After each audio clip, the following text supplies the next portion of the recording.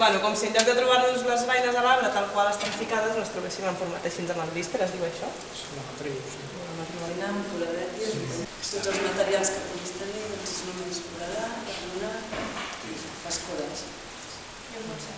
Després del recull, que això també ens planteja un concepte del buit, perquè vaig fer tot un dietari, llavors agafar cada dia objectes, escrits i llavors fer una peça.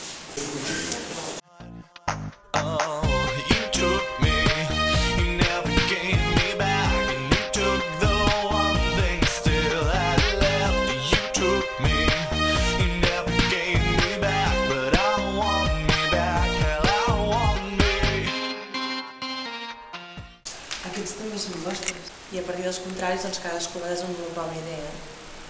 I, per exemple, vaig fer la pedra, és pedra i paper, doncs el contrari queda clar. La duresa i... Falta una tisora. Sí. Falta una tisora. No, perquè no la tinc, l'altra peça, que ja vaig fer una altra peça. Estava la tisora. Sí.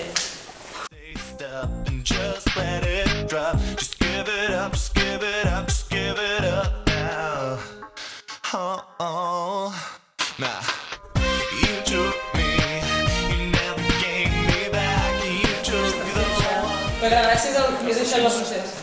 Si després ja quieres ir. Sí, ja està fet i dic, bueno.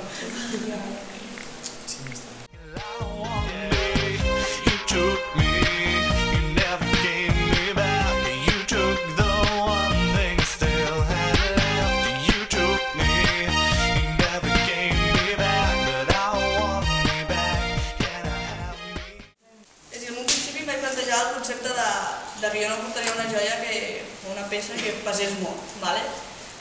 I, bueno, parlant amb la Núria vam dir, bueno, doncs uns bossetes de material que anés pesant, que anés posant i anés posant cada vegada menys i tal. I, bueno, em vaig donar compte que estava a casa omplint bosses i, curiosament, totes les bosses eren de menjar. I llavors vaig plantejar fins quin punt seria capaç de portar pes si aquest pes fos menjar. Perquè em cantes, com és?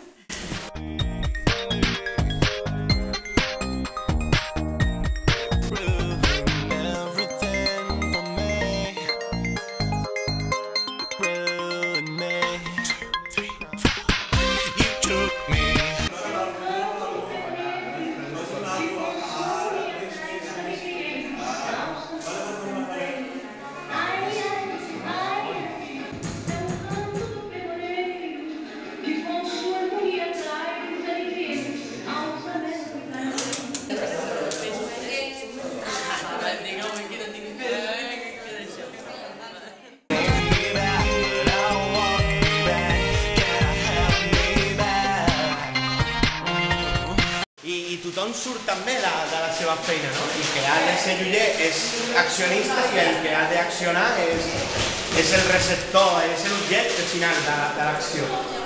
No puedes hacer, bueno, luego si tú quieres hacer una representación de... Però tu fas una interpretació de la joia que estàs dibuixant perquè tu ets el que varia els punts. Ah, tu et refereix a després, una altra vegada que està tota la feina feta, aquest dibuix convertir-ho en peça? Tornar-ho a convertir en peça. Clar, per tenir un objecte final, també. Però en si l'objecte final és tot el residu que queda. Vill inte stanna, kan inte stanna, vill inte lämna det bakom. Som två unika, vi smälter, blir lika, blir en. Habían hecho un collar de perlas con espuma afeitada. Entonces se deshizo. Lo pusieron y en 10 minutos se había deshecho rápidamente. I ecològic. El material, no, és que és veritat, és una joia ecològica, totalment. Però no, el que primer que li caigui paga. Paga un sopar. Però pujar les escales... Deixa que això és fàcil. Estem buscant l'equilibri del cos, que ja està incorporat totalment. Veus com sí? Ara que la vida és això, fantàstic, quina joia.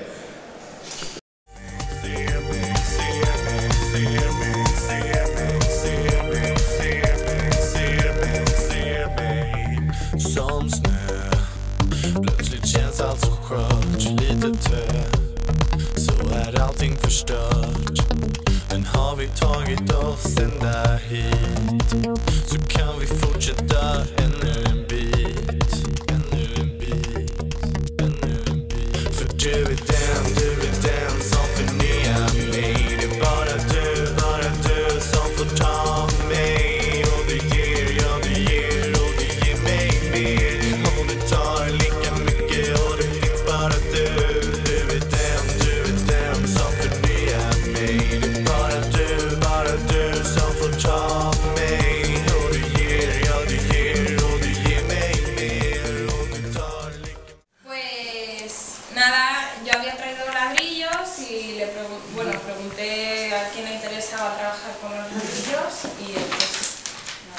y empezamos, primero se nos ocurrieron ideas básicas, pues como ladrillo, como elemento de construcción, pues construir un camino que te limite, ¿no?, a pasar por ese camino.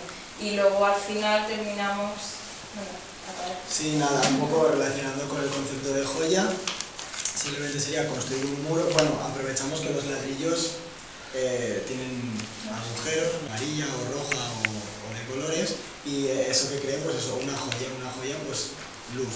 Si estás fuera de esta luz, no tienes una joya, el puntito, y si estás en él, pues sí que estás teniendo una joya. Todo esto venía un poco jugando también con el hecho de poder construir un laberinto, pues es por dentro, y debido a que tiene agujeros, el espectador, el que esté fuera, tenga que participar mirando qué es lo que está ocurriendo dentro de ese laberinto, ¿no? Mirando a ver qué está pasando por dentro y qué está haciendo el accionista por dentro. Pero bueno, eso también se podría relacionar con joyas si pensamos en hacer una mega joya, ¿no?, donde se haga un laberinto, donde haya un accionista por dentro pasando y donde tú pues puedas crear en ese laberinto, pues eso, lo vayas decorando, el hecho de ser una joya, ¿no?, que la joya no sea alguien con algo, sino que sea algo con alguien, ¿sabes? Algo físico, una instalación con alguien dentro.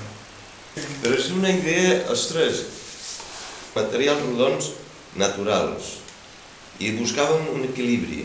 L'equilibri, el primer, el que he pensat al principi, els dos, jo no sé tu, després m'ho has explicat, tu ho entès, però l'equilibri, directament hem anat a buscar un equilibri corporal, tampoc es aconseguir, però l'equilibri mental, l'equilibri físic, l'equilibri sensual, l'equilibri corporal, l'equilibri sentimental, tots aquests equilibris, manifestar-lo d'alguna forma que es cregui una joia utilitzant materials naturals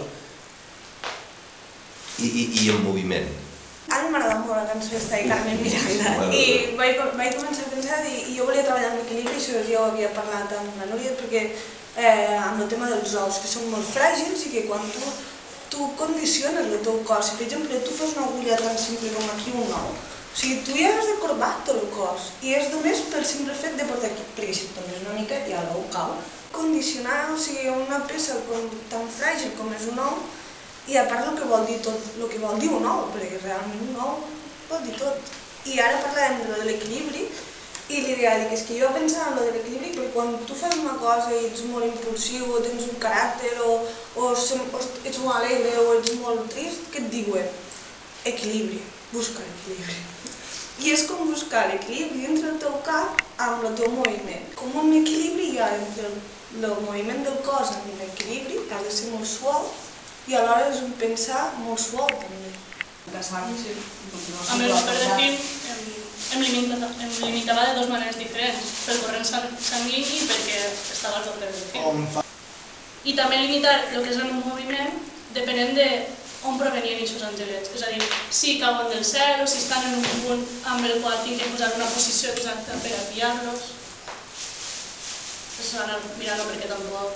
Ahí visto una de las bridas, comentándolo aquí el otro día, no sé quién dijo que el ponérselo a alguien, un gesto muy delicado que provocaría una reacción, pues el notar eso apretado, que sabes que no te lo puedes quitar, desencadenaría una acción muy agresiva. Entonces quería buscar un poco esto, que es el lenguaje este de la joyería, de algo muy pequeño que desencadene algo muy grande y muy grande, básicamente. A mí la idea, cuando lo dijiste antes, me parece genial, pero yo creo que además es una idea con el que tú podrías darle una vuelta más todavía a este laboratorio, y es el hecho de jugar con la gente. Es decir, esa brida no se la pongo a mi compañero porque tú no vas a sentir esa angustia de algo mínimo, te la pongo a ti para que la sientas tú. A lo mejor poner un chiringuito en plan, ¿quieres hacer una experiencia? Claro, algo así, hacerlo interactivo incluso. Yo creo que esa idea es buenísima para hacerla interactiva. Vindrà molta gent perquè no ho han experimentat. O solo es por curiosidad. No, además no se la quites en sí, ¿no? Se vayan a su casa y se busquen la vida, ¿no? Pero entonces... O que compres tot un kit. No sé. Está guay esa historia. Dale vueltas, ¿sabes? Dale vueltas a todo ello, pero yo creo que hacer jugar al público tendría un punto. Y luego, bueno, yo lo que no he querido es centrarme en un material, en un objeto, en algo, porque no creo que eso tiene que ir ya... el material es una herramienta, sí que ayuda mucho a transmitir, pero es tú decir lo que tienes que transmitir y luego ya buscas el material que mejor lo transmita y tal. Entonces por eso tampoco he parado mucho a mirar lo que hay allí y por eso no tengo nada físico ahora mismo. Pero... O incluso el mismo juego del anillo, de la pieza única, la policía antidisturbios engrilleta a la gente con bridas. Que imagínate si tú al mismo público que está allí le entras a ese juego y no le das nada para que se lo puedan quitar. Bueno, pero la brida de plástico tiene esto, ya sabes que en tu casa unas tijeras... Sí, claro, pero en el momento que estás así, en la exposición, ahora búscate la vida durante la exposición. Si le metes a alguien con otra persona que no se conozcan de nada. Claro, por ejemplo.